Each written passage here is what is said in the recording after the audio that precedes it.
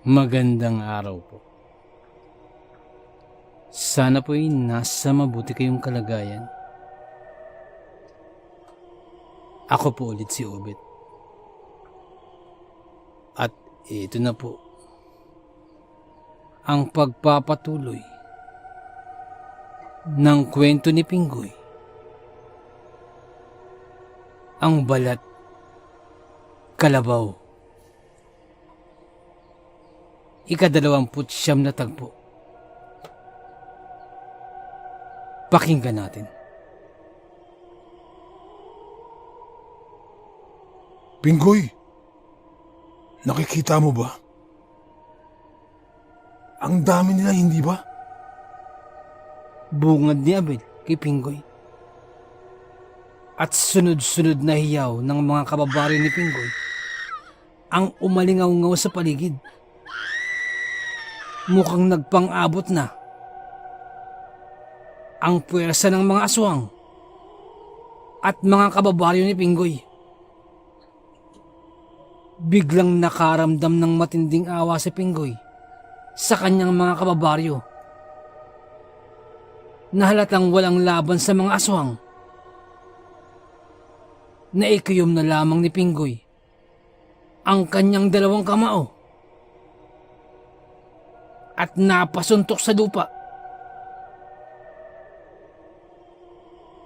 Pagkasuntok ni Pinggoy ay biglang nagliwanag ang paligid. Isang nakakasilaw na liwanag ang nagmula kay Pinggoy at umabot ito hanggang kaduluduluhan.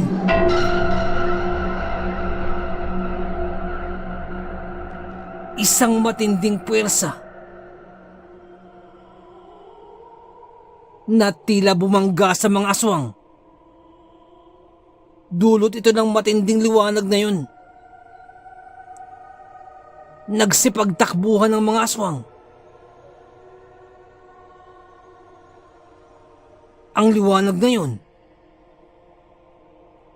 ang nagsilbing pananggalang ng baryo. Kanya-kanyang takbo ang kabilang sa kawan ng aswang.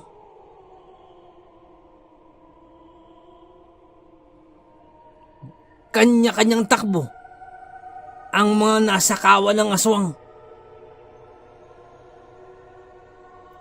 Nagsigawan ang mga kababaryo ni Pinggoy. Dala ng tuwa nang umatras ang mga aswang. At sa kabutihang palad ay walang nasaktan sa mga kababaryo ni Pinggoy. Subalit, ang liwanag na yun ay may hangganan. Sapat lamang ito upang maitaboy ang mga aswang na papasugod sa baryo. Ang liwanag na yun, hindi ito pang matagalan.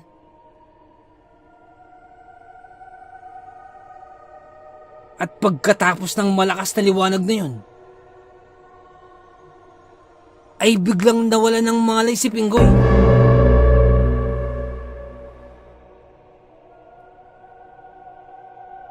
Mukhang naubos ang kanyang lakas. Dala ng matinding liwanag na yun. At mukhang inilaan ng bata ang nalalabi niyang lakas upang mapalayas ang mga aswang. Sapat na sana yun. Yun nga lamang. Ilang sandali lamang ang lumipas ay may napakalakas na angil ang lumabas.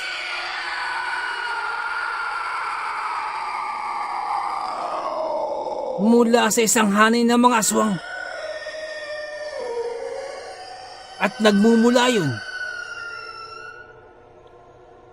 sa isang lalaki.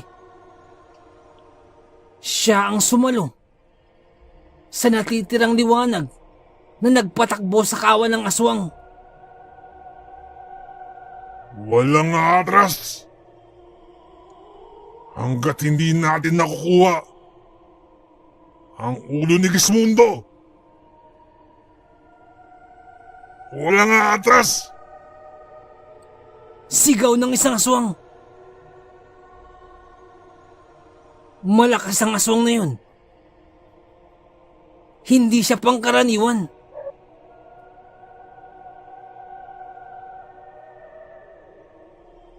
At iyon ang matandang aswang na lalaki. Dahil dun, ang mga patakbong aswang kanina ay biglang napigilan at muling nanumbalik ang kani-kanilang mga bangis sapagkat naririto na ang kanilang pinuno. Nagsipagbalikan ang mga tumakbong aswang at sa pagkakataong ito ay mas dumoble pa ang kani-kanilang mga bangis at lalong sumidhi ang kanilang pagnanais na makalasap ng sariwang laman. Tinangkang pigilan ni Abel ang mga bumabalik na aswang. Kinakaya pa ni Abel ang labang ito sapagkat nagtataglay pa rin si Abel ng hindi pangkaraniwang lakas at liksi. Ngunit maya-maya lamang ay may palipad hangin na pinakawalan ang matandang aswang at nakatuon ito kay Abel.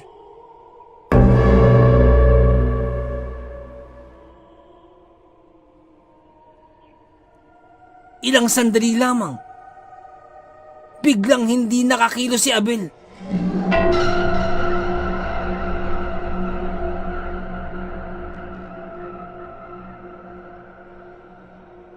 Dahilan upang sabay-sabay siyang lusubin ng mga aswang. Nagdulot ito ng iba't ibang sugat sa katawan ni Abel. Bagamat nagagawa pa rin itong tiisin ni Abel, iyon nga lamang ay hindi na siya makakilos pa at hindi na niyang magawang maipagtanggol maging ang kanyang sarili. At lalo pang dumami ang mga sumugod kay Abel. Lalo pa siyang dinumog ng kawan ng aswang. Masyado itong madami. At mukhang hindi na rin ito kinakaya ng sugatan na katawan ni Abel. Pinipilit pa ni Abel. Ngunit unti-unti nang humihina ang katawan ni Abel. Para itong isang kandilang unti-unting nauupos. Nananatili pa rin walang malay si Pinggoy. Wala siyang kamuwang-muwang sa kinasasapitan ng kaibigan. Ngunit sa kabila ng kinakaharap ni Abel, ay sinubukan pa rin niya na maglagay ng pangharang para sa kapakanan ng mga taga-baryo. At hindi na niya alintana pa na maaaring ikasawi niya yun. Ngunit sa kabila ng pangharang, ay malakas pa rin ang matandang aswang. Si Kulas naman ay walang patid sa pagtahol at pilit sinakmal ang matandang aswang. Isang wasiwas lamang ang ginawa ng matandang aswang at isang malakas na iyak lamang ang narinig mula sa aso. At hindi na muli itong narinig pang tumahol pa. At kasunod nun, ay humalakhak ang matandang aswang. Hindi ka pa ba susuko, Gismundo? Uubusin namin ang baryo. At kukuhalin pa namin ang ulo mo.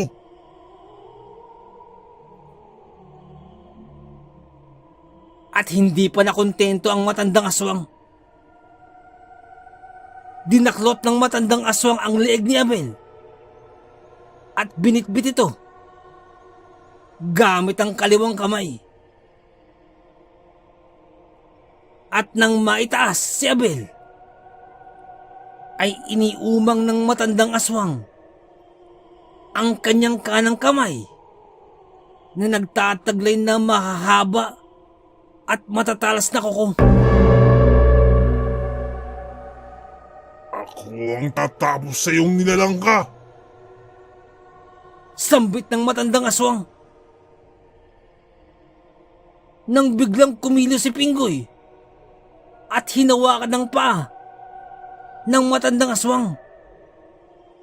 Subalit, sobrang hina pa ng katawan ni Pinggoy. Hindi pa ito makatayo at tanging paghawak lamang sa paa ang nagawa ng bata na parang naninikluhod ito. Huwag lamang ituloy ang binabala kay Abel. Nang sa isang iglap, ay biglang gumuhit ang kidlat sa kalangitan. Kasunod nun ay isang napakalakas na kulog ang dumagundong sa paligid at tila bumako dito sa paligid ng bakuran ni na Kapitan Gismundo. Naglikha ito ng malaking apoy at ang apoy na yun ang nagsilbing bakod na humaharang sa kapaligiran ng bakuran. Biglang natigilan ng mga aswang, nangatalang karamihan at hindi malaman ang gagawin. Maging ang matandang aswang ay biglang napatigil sa kanyang paghalakak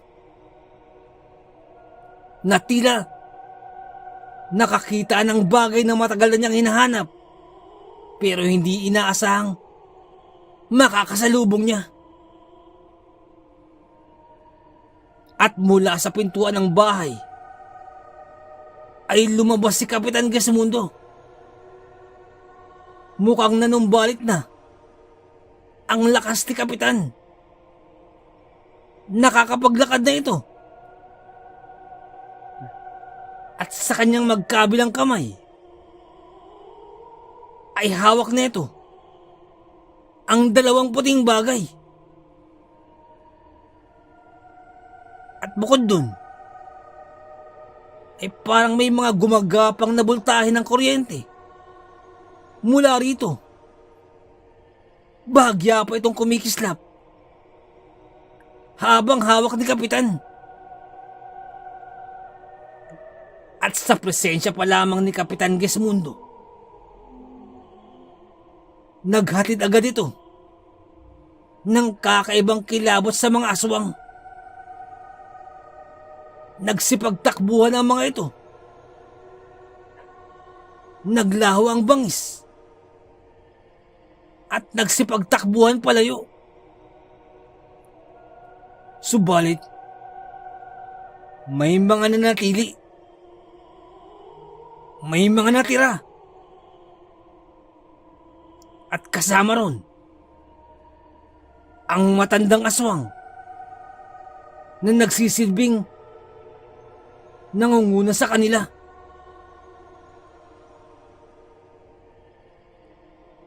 Pinagdikit ni Kapitan Gismundo ang dalawang bagay sa kanya magkabilang kamay. At pagkadikit pa lamang, naglikha iyon ng kakaibang kislap. Kaalinsabay nun ay isang pagyanig muli ang naganap. Isang napakalakas na kulog ang lumabas. kasabay ng muling pagguhit ng kidlat mula sa kalangitan. At tinamaan ang isang malaking puno. Biyak ang malaking punong nasa harap.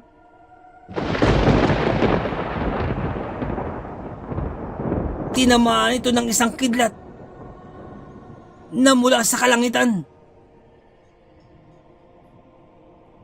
Nang makalabas ng tuluyan si Kapitan Gismundo, nagsalita ito ng mahinahon.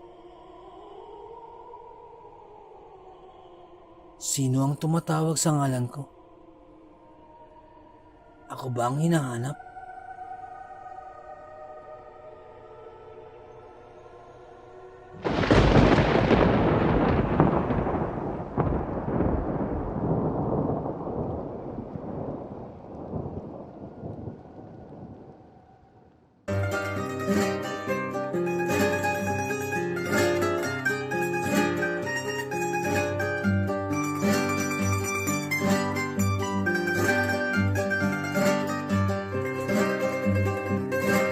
Nais ko lamang pong i-shout out si Ma'am Helen Casamayor. Ma'am, maraming salamat po. Isa po sa masugid natin tagapakinig po mula pa po nung nasa Saudi pa po siya. Maraming salamat po Ma'am Helen Casamayor. Isa po sa ating mga silent listeners. Sobrang salamat po. Sana po. Ingat po kayo dyan palagi. Maraming salamat po. Maraming salamat po. Nais ko lamang pong i-shout out si Ma'am Mary Asilar dyan po sa may UK. Shoutout din po kay Ma'am Annie Apruebo, kay Ma'am Annie Viloria, at kay Boss Baby Langka. Shoutout po, maraming salamat po. Shoutout din po kay Ma'am Janet Verga dyan po sa may Qatar. Shoutout po kay Ma'am Liza Arcega. Shoutout po. Shoutout din po sa Manhattan Hamburger dyan po sa may Bukandala 3, Imus Cavite. Shoutout po sa inyo. Ganun din po kay Boss Fernando Marcos. Shoutout po. Shoutout din po kay Ma'am Christy Harm dyan po sa may Hamburg, Germany. Shoutout po. Ganun din po kay Tatay Estong Nestor Bauyon dyan po sa may London, England. Shoutout po. Kay Boss Jing Fensalida, isa po sa ating mga silent listeners. Maraming salamat po. At kay Boss Bobby Gonzales at sa Gonzales family. Shoutout po. Maraming salamat po, Boss. Ganun din po kay Boss Camelo Aroy, shoutout po. Kay Boss Malvin Esquera, Boss, shoutout po. Kay Boss Miguel Doris Kibel, shoutout po. Kay Ma'am Imelda Pascua. Kay Ma'am Elizabeth Arnaiz, shoutout po. Kay Ma'am Rosie De Mesa, shoutout po. Kay Boss Haz dyan po sa may Saudi, shoutout po. Salamat din po kay Boss BK, salamat sa milk tea, shoutout sa iyo. At salamat sa suporta. Shoutout po. Salamat din po kay Ma'am Eileen Rodriguez. Shoutout po, Ma'am, sa mga suggestion. Maraming salamat po. At sa mga hindi ko po nabanggit, pasensya po muna. Pero sa next time po, i-shoutout po natin yan. Maraming salamat po.